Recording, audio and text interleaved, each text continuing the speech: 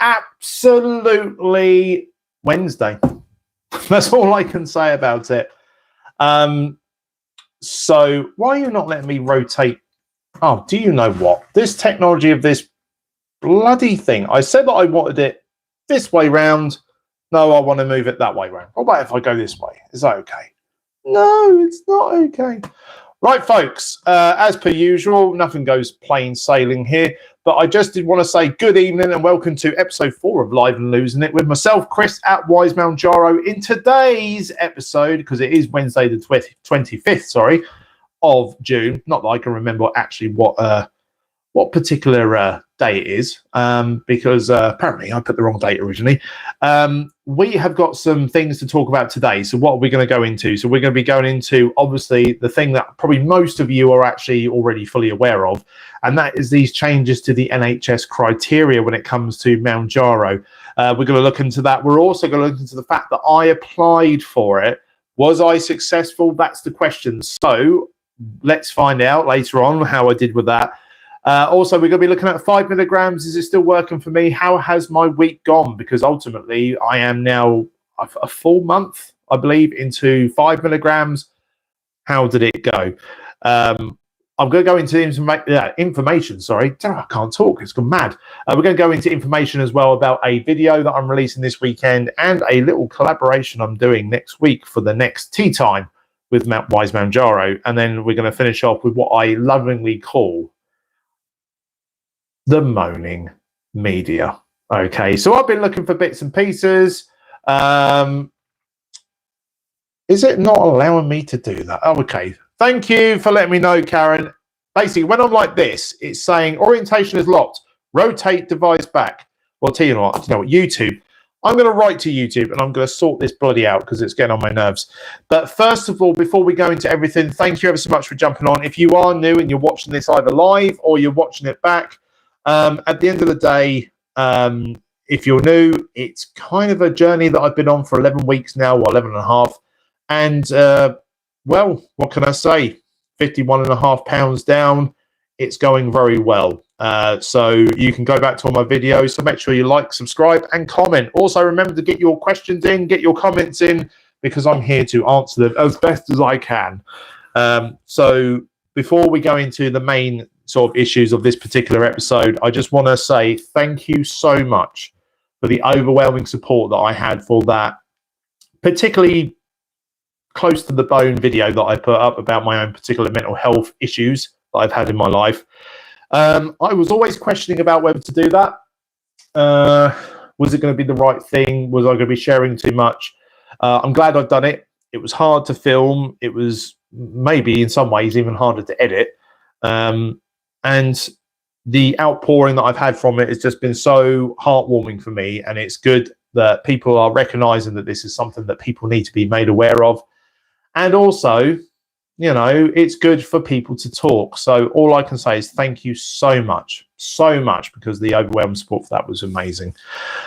So I guess we need to go into the main thing of this particular episode, and something that has been since, I believe, Monday, because I've been seeing the news reports, I've been seeing people's posts, the changes to the NHS criteria, because Mounjaro is now being rolled out, and I put that in speech marks, on the NHS. So what did we find out from that? Well, I'm going to be going over the criteria of that, because I think there's been a few changes, which I'm going to go into in a second. So if you are looking to get Mounjaro on the NHS, apparently these new changes are going to apply to 220,000 people in this country. I'm not so sure about that, but we'll find out. So what have they said? Well, they've started off with the BMI, which needs to be 40 and above. So we are talking very much on the higher end, which you would understand, especially if they're going to roll it out. But you need to have at least four of the following. So type 2 diabetes. Diabetes? Is that something else? Type 2 diabetes. Okay, fair enough. High blood pressure requiring medication. Okay, fair enough. Some form of cardiovascular disease, so a previous heart attack or a stroke. Right, starting to add up now. obstructive sleep apnea needing a CPAP machine. Okay, or cholesterol treatments needing, or cholesterol kind of illnesses or things that are requiring treatment. Okay, it's interesting because I'll tell you for why. I seem to recall not that long ago that there was 3 requirements you had to fit. Now it's 4, and now everyone's going, oh, it's now available on the NHS. I'm like, well, they seem to have 1, 2, 3, 4, 5. There seems to be so many things here that you have to get 4 of before you are able to apply for it. So my question is, are there 220,000 people that would fit within that? I mean, I understand what they're doing. They're trying to go for the most at need people going. And if you are part of that, then you know, all good for you. I hope that you manage to get this. Although I have seen in some places, even if you have been eligible for this, some surgeries have still been unable to prescribe it. So there seem to be a few stumbling blocks with this. I don't know. It's just it seems to be quite a list. How long is it going to be before they then roll into the next stage? And then what would that look like? Would that then become 2 of the following, 3 of the following? It's interesting to see. So obviously people have been clamoring for this. People have been going for it. And that then leads me on to the next point. So what I did, all I got told, I got a message was, they're now rolling out Mounjaro on the NHS. So go for it. So straight away, asked my GP, went straight on there. And so I said, you know, I understand there's been some changes with Mounjaro. I also want to see if I'm able to get it on the NHS. And without even responding with a message, I just literally got sent a link, which included all this breakdown, which I've just told you about. So I went through it and I was kind of like,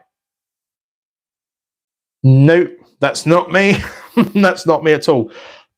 BMI, yes, that's fine. Not got diabetes. As far as I'm aware, I've not got high blood pressure. If I have, I'm certainly not taking medication. No previous heart attack or stroke. Don't need a CPAP machine, and I'm not on treatment for cholesterol. So that was me washed out of the water. But there was no kind of, oh, thank you for that. Here's the updated guide. It was just basically boom, link. Now I can appreciate there was probably quite a few people who went on there and were like, can I have it? Can I have it? But it was just like, here's your link, sort it out yourself. So no, I wasn't successful. I wasn't successful in the slightest with getting it.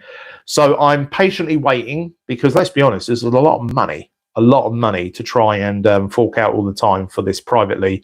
Still waiting for this to come through where I would be eligible. 5 milligrams. So let's talk about that. Okay, so in case you're not aware, for 2 months running, I was on 2.5 milligrams of Mounjaro. I stayed on it for the 2nd month purely because I didn't feel like I needed to change. I still had the appetite suppression. I still felt like, do you know what, this is working for me. And probably a week into month 2, I was then like, shit. Because it suddenly then came back. Yeah, just mad. It was strange because it was almost like suddenly I wasn't taking it anymore. And then like all the hunger came back. So I kind of sweat out for 3 weeks before I went on to 5 milligrams. And as we know, people have been saying, "Ooh, you go on 5 milligrams, it's a bit more intense, you know, it's a bit more of an issue." But I tell you what, it wasn't an issue for me. So as I've mentioned in previous videos, constipation has been the big thing. By the way, if you just joined and the first thing you hear me say is constipation, that's what you get around here, unfortunately. A lot of it. So what has Karen said? Boo, it'll be available soon. Just have to get the most needy out the way first. Absolutely, Karen. Absolutely. I'm pretty sure that at one point it was 3 of the following and not 4. So they're really kind of stretched it out. But yes, 5 milligrams. It's been absolutely fine. I've come to the end of my month cycle of it. I've ordered another 5 milligrams. I'm hoping I'm not going to have the same as what I had for the previous one, because this is working for me. Obviously, we know the next stage is to do the 7.5 milligrams, but I don't need it at the moment. I do occasionally get hungry, but I would still say that's because it's meal times, and you have to listen to yourself. At the end of the day, you have to listen to yourself and be in a kind of position of, well, do you know what? Maybe I am actually just hungry. I need to have something. So I'm not worried about it. So I've remained on the 5 milligrams. And again, in a month's time, if I'm still happy with it, I'll reorder it. In terms of symptoms, like I said, the constipation, anything else, I think when I first took it, there was a little bit of nausea, not much. But other than that, absolutely fine. I seem to be covered in bruises where I've previously injected myself. That's a point. That's a question for you. And if you want to, just comment below. Do you tend to find you bruise after you've done these jabs? I mean, I do mine around my stomach. And I give it a few days and I look and I've got like a big, massive, round, purpley bruise. It's not massively vibrant, but like an old bruise, what it looks like just around there. Does anyone else get that? Or is it just, or am I just a bleeder? Well, I'm a bleeding sod, to be fair. But that's the latest at the moment. So if you're wondering about 5 milligrams, it works for me. Kay says only once. So you've only bruised once. Well, I don't know. Also, I've kind of noticed this as well.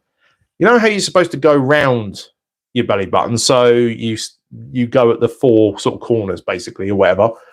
I tend to find that only on one side of my belly button do I bruise or bleed, and then on the other side, I'm fine. It's just weird. So I'll look down and it'll just look like the missus has been kicking me in the sleep, which is probably true. She probably has been, to be fair. But yeah, just weird. Oh, Karen hit a vein. Only once when I used a syringe.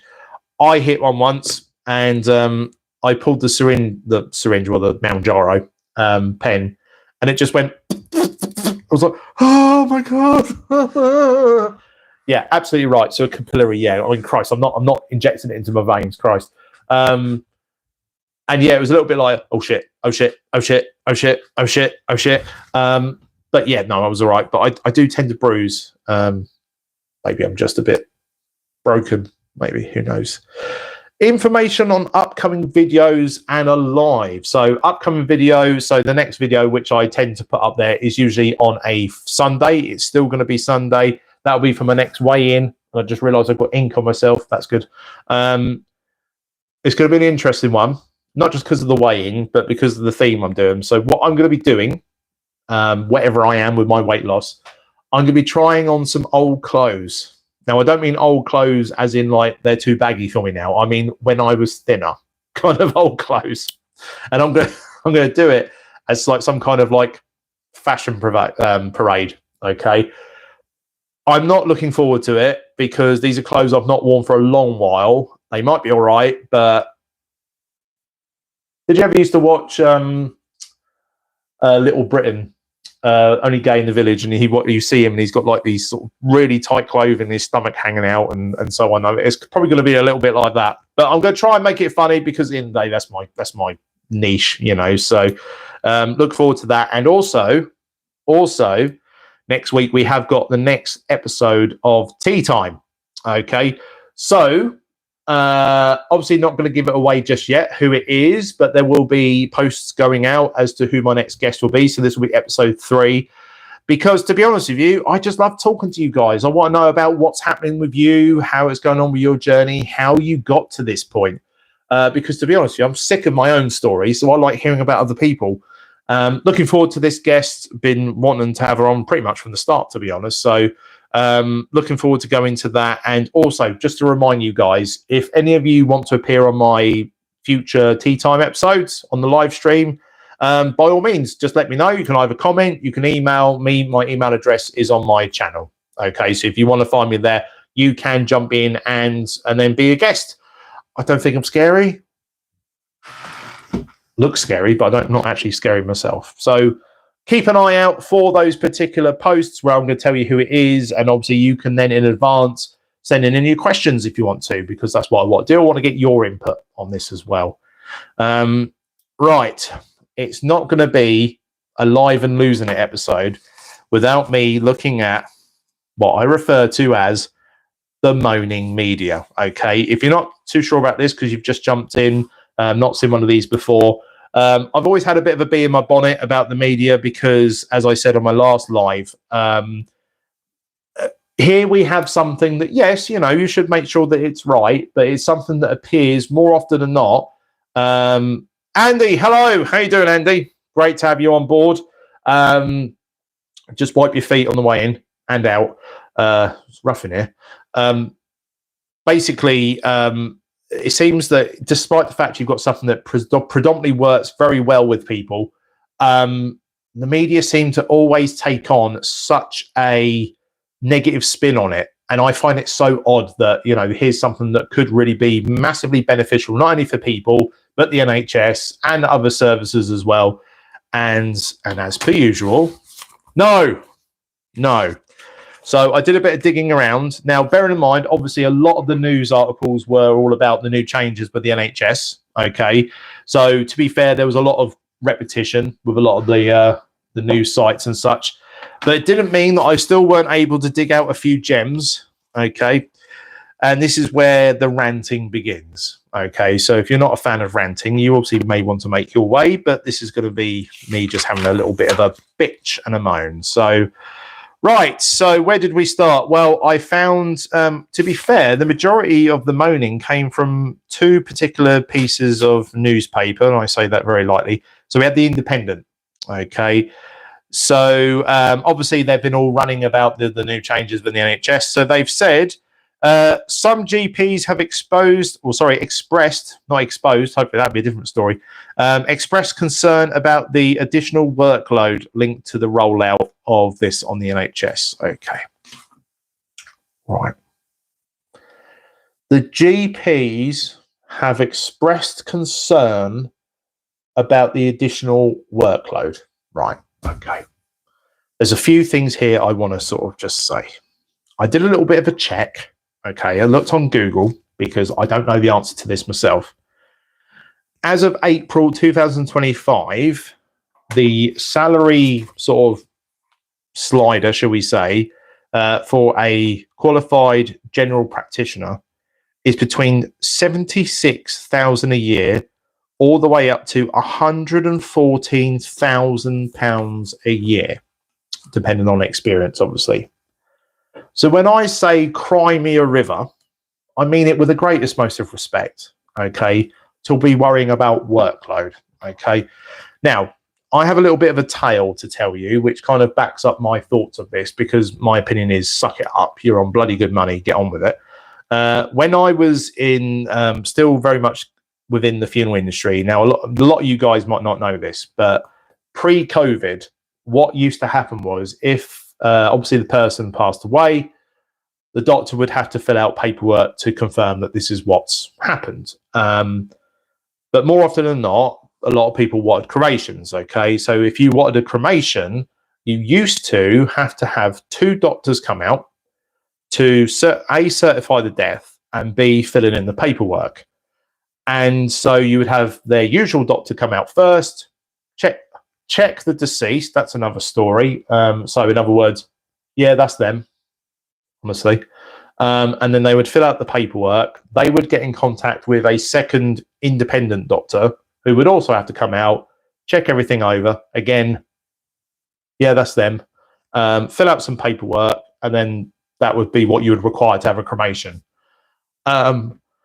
They used to charge, what was it, like £82 each just to fill in that form, okay? So if you got told that you needed to fill in a form and you got paid £82 for it, I would imagine 99.9% of you would go, all right, yeah, 82 quid. Yeah, why not?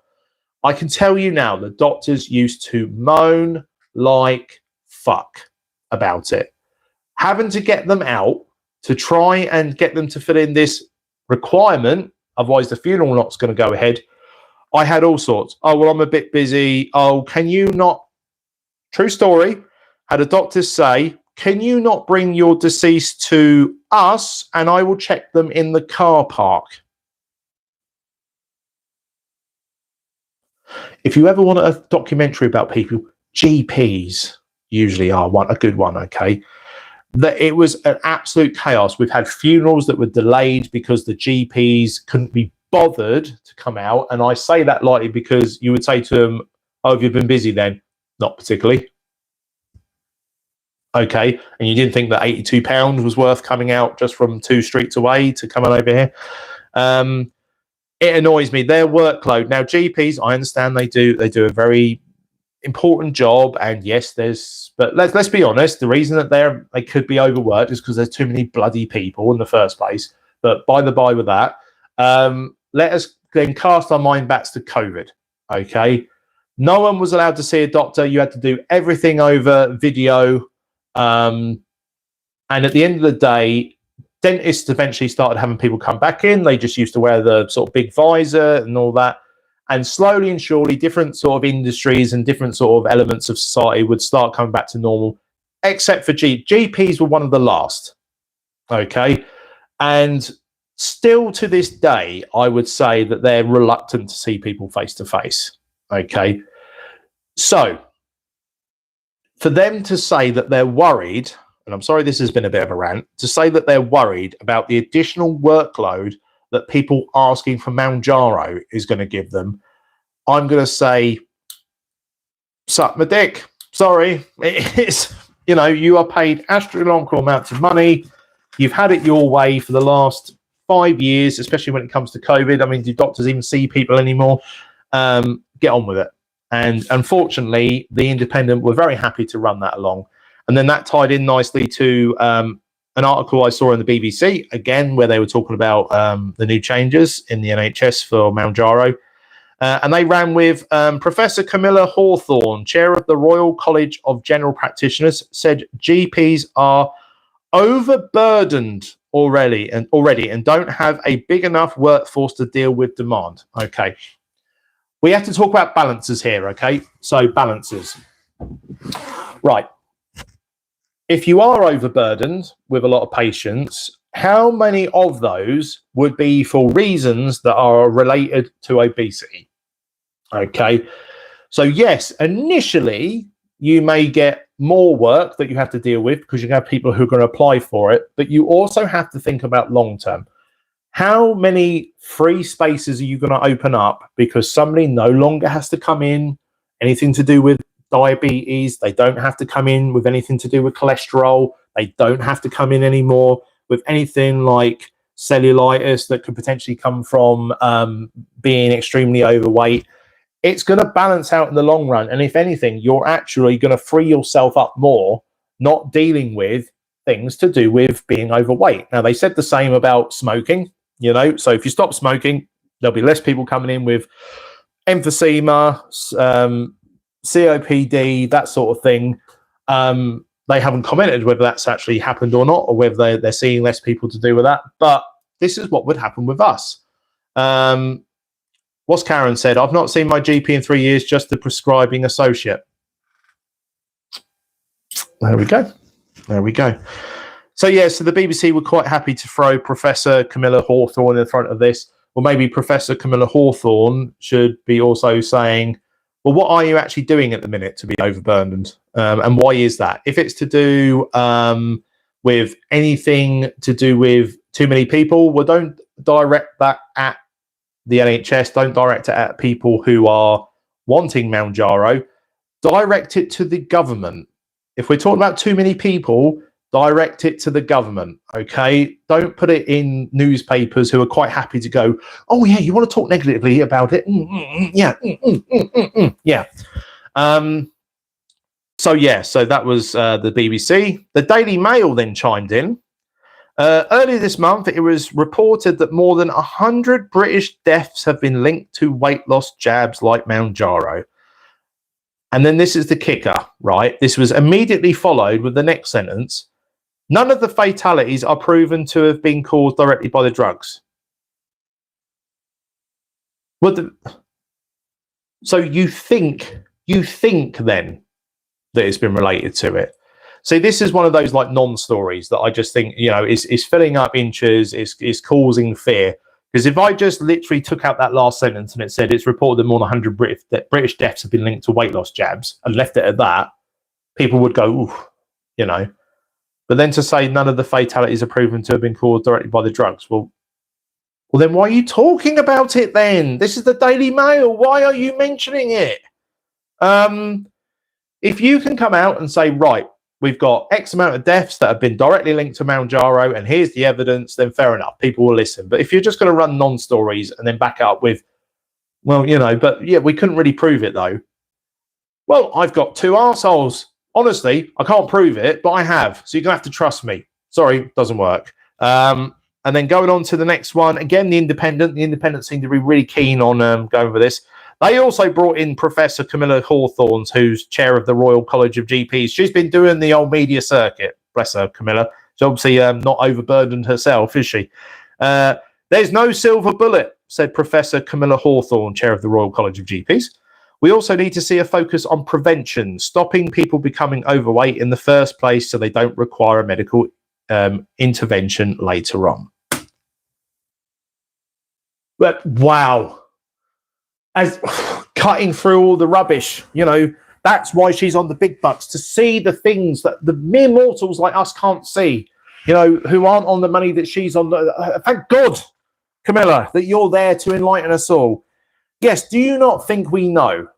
Do you not think that we know that, yes, it's actually better to not get overweight in the first place so that we don't have to do these things, right? Now, I know that we are all guilty of being overweight through our own causes, okay? But then what leads up to the eating of the food, okay? So, Camilla, how about the price of really horrible food that's not good for you continuously being much cheaper than healthy food?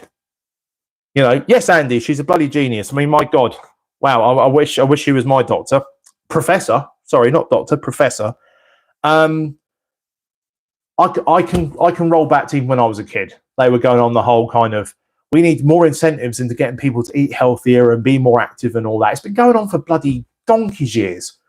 And not only that, like I just said, okay, if you're going to have a society where really unhealthy food is considerably cheaper than healthy food, and then you mix that all in with a society that's going through a cost of living crisis, I wonder why people are overweight.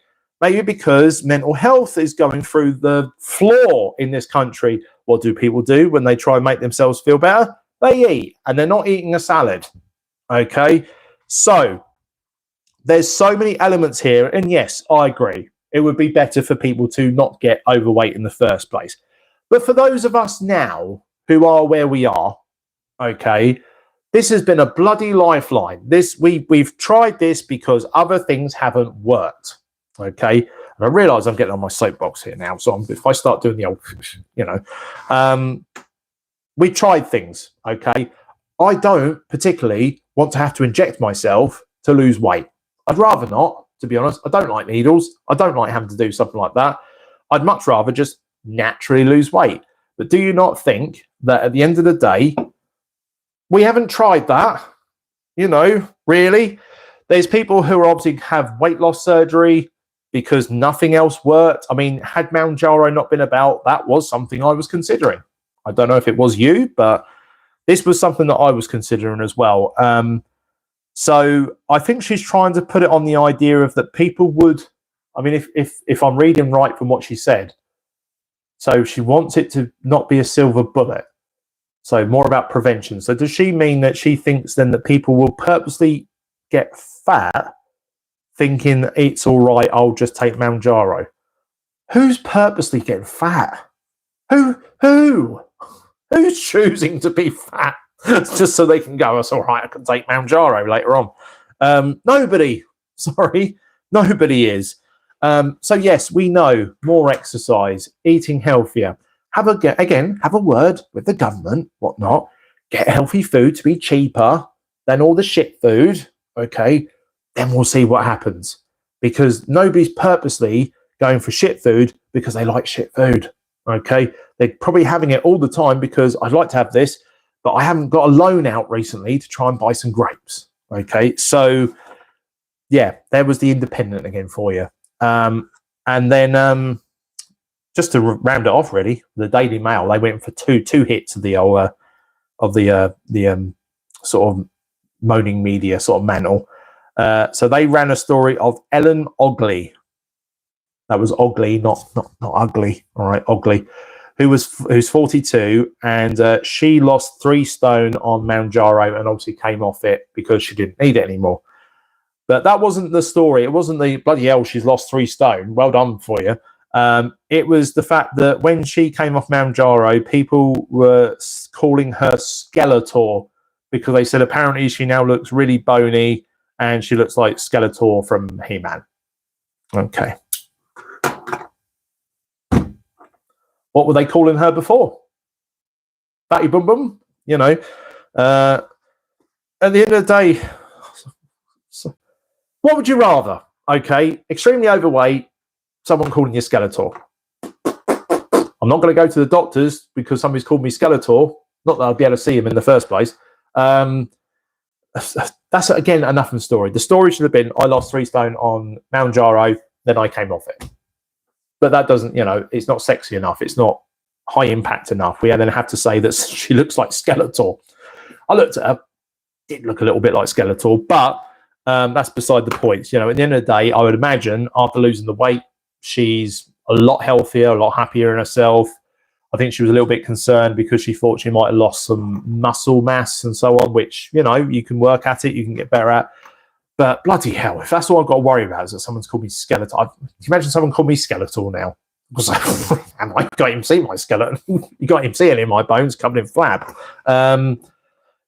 Yeah, so that was the 5 that I've picked from there. And just to recap, you know, obviously we've now got the new changes with the NHS. So again, BMI over 40, type 2 diabetes. So any of the 4 of the following: type 2 diabetes, high blood pressure that requires medication, cardiovascular disease, for example, previous heart attack or stroke, obstructive sleep apnea that requires a CPAP machine at night, and then they said cholesterol issues that require treatment.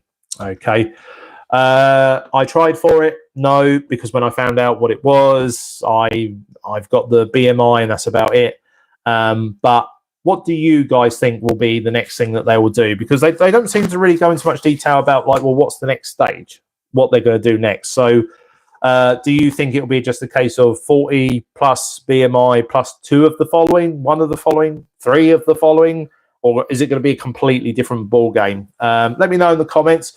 Also, again, just to, you know, reaffirm what I said right at the beginning, thank you so much for your kind words about the mental health video that I put up. It really was quite difficult for me to do.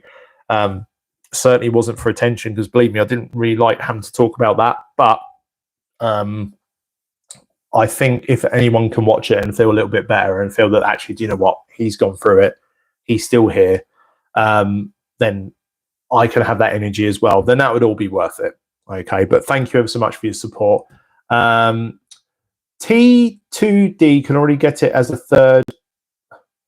Karen, are you on the drink again? Because I don't understand what you're talking about. Are you on the old? Okay, 3rd line medication. What's T2D? Type 2 diabetes, right? Okay, fair enough.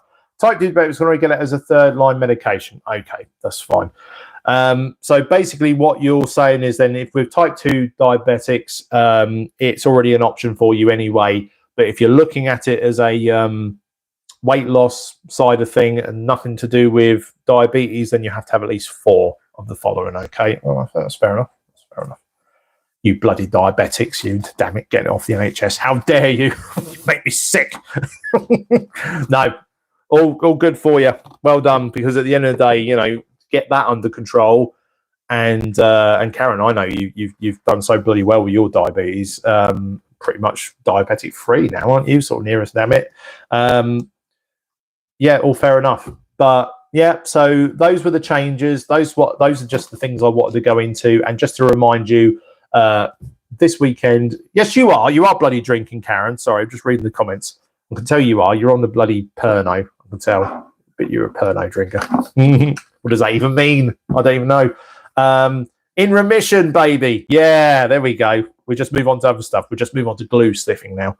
Right, just to remind you, Sunday, I'm going to be releasing a video. It's going to be me trying on some old clothes from when I was a lot smaller, how they look, because basically all the clothes I'm wearing at the moment are pretty much too baggy. And I've kind of realized I've not got many kind of in-between clothes. So I've got clothes from when I was a lot smaller, and I've got clothes that are now too big. So I got not much in between, so I'm going to try on some of them, and it's going to be the worst fashion show you've ever seen in your life. It's going to put you off your food if you are eating in the first place. But if you are, it's going to, it's going to be better than any Mounjaro medication you can take. It'll be like 60,000 milligram dose of Mounjaro. It'll be the same as Andy. Not your speedos. No, unfortunately, if I put my speedos on, I would lose them up my arse, mate. So it's not going to be there. You're not going to be seeing that, thank Christ. Just me fishnets as usual. Anyways, folks, and also let you know, I am going to be doing another Tea Time podcast next Wednesday with another very special guest. So look out for the posts for that later on this week. I'm going to round it up there, folks, because I've gone through everything I wanted to go through. Again, thank you ever so much for your support. Obviously, if you're watching this after the event, then please put your comments in. Tell me how well you've been getting on with your journey. Not necessarily Mounjaro. You could be on other things. Let me know how you get on with your journeys. And obviously, again, best of luck to all of you. Halfway through the week. Let's hope the rest of it is okay. Still got 2 days of work. Bollocks, that is. Right, folks, this is where I'm going to crick my neck. Okay, or crick your neck, should I say. See you later, folks. Be good. Be good. How do I get out of this? Do you know what? I'm going home. Oh, wait, I am home. Stop. Oh, God, this is going weird. God, it was a good job I didn't have any pornos in the background, then, wasn't it? I don't have them, so don't worry. How do I get out of this? There we go.